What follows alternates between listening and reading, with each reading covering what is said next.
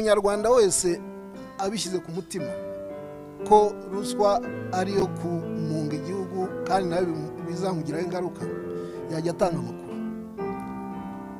Noneho ahubwo ugeze amahirwe yo gukora ku mafaranga, mbere yo kugira ikindi kintu cyose ukora, banza ukureho amafaranga wizigama, ukureho n'amafaranga abyara inyungu ujye wabona gukoresha. Niba warashatse ubukungu cyangwa se warashatse ubukire, warashatse amafaranga yawe ariko warihirinze bikomeye ndetse bikabije, warihirinze cyane, warahasorinze kugira ngo ubigereho, reka nkwereke impamvu zimwe zatuma udasubira aho hantu. Ibintu umuntu umaze gutera imbere adakwiye kuba yakwinjiramo, ibyo ngiye kuba nakugezaho kano kanya. Iterambere ry'umuntu haba mu bukungu, mu burezi, mu mibanire cyangwa se mu rwego rw'umwuga ni intambwe ikomeye igaragaza imbaraga, ubushake ndetse n'ubushobozi bwo gutsinda ibibazo. Nyamara hari ibintu byinshi bishobora gusenya cyangwa se kugabanya ibyo umuntu aba amaze kugeraho. Ubushakashatsi bwagaragaje ko kugira iterambere rirambye ukarigumaho, ukaguma ku byo wagezeho, ibyo waharaniye kugeraho, abe mu bukungu, abe mu mari, abe mu biki byose, ugomba kuba wakirinda ibi bintu bikurikira. Njye ugiye kubikugezaho nitwa Gisa hano kuri Nesta 256. Niba utarakora subscribe, reka ngusabe kuba wayikora kugira ngo tugendane neza. Ikintu cya mbere, kwishyira hejuru ndetse no gusuzugura abandi. Ibi bintu uzabyirinde. Iyo umuntu amaze gutera imbere ashobora kwibwira ko arusha abandi agaciro.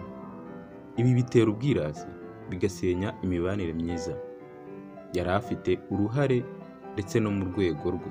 Abahanga mu mibanire bagaragaza ko kwicisha bugufi ari ryo rufunguzo cyangwa se ari rwo rufunguzo rwo kuramba ndetse kwiterambere. Icya kabiri, kwibagirwa indangagaciro.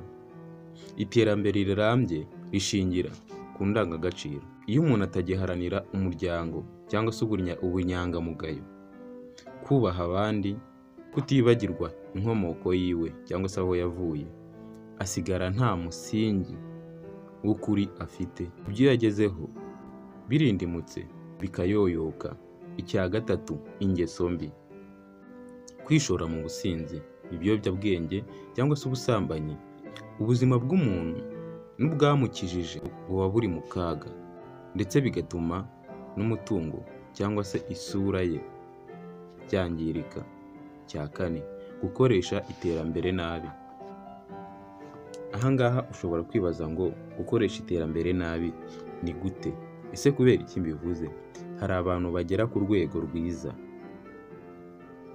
bakarukoresha nabi mu guhohotera abandi, mu kuriganya cyangwa se mu bikorwa bya ruswa.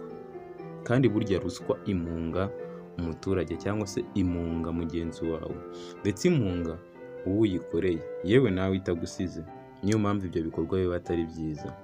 Ibi si byo bigaragaza iterambere, ahubwo ni inzira yo kwisenya ndetse no gusenya ubusabane n'abandi cyangwa se ibyo usangiye n'abandi, cyangwa se gusenya ubushuti buri hagati yawe ndetse n'abandi.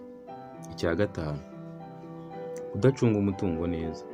Abashakashatsi mu by'ubukungu bavuga ko abantu benshi barangiza ibyo bari baragezeho kubera kudafata ingamba z'ubucungamutungo cyangwa se z'ubucungamari. Gukoresha amafaranga mu bintu bidafite umumaro bituma umuntu agaruka inyuma cyangwa se bituma umuntu asubira inyuma. Ibyo bita abanyarwanda gusubira ku isuka. Icya gatandatu, kwibagirwa umuryango n'abo mwafatanyije urugendo. Umuryango ni ishingiro ry'iterambere. Niba utari ubizi, umuryango ni ishingiro cyangwa se inkingi y'iterambere.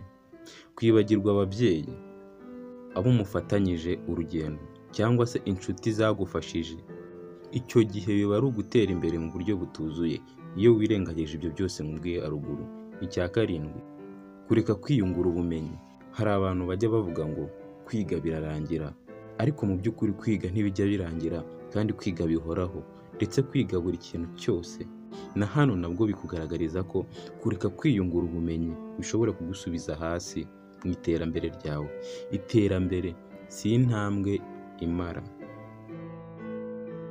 cyangwa se intambwe ya nyuma, ahubwo ni inzira ikomeza. Umuntu uretse kwiga cyangwa se gusoma no kwagura mu bitekerezo ahagarara aho ageze cyangwa se agasubira inyuma. Aho ndavuga mu iterambere. Ikintu cya 8, kwinjira mu nzira zitemewe, kwa kundi gushaka gukira vuba binyuze mu buriganya, ruswa cyangwa se ubujura, bigira ingaruka mbi ku iterambere ryawe. Uko umuntu abyitwaramo bigena uko iterambere rye rizahoraho cyangwa se rizasenyuka.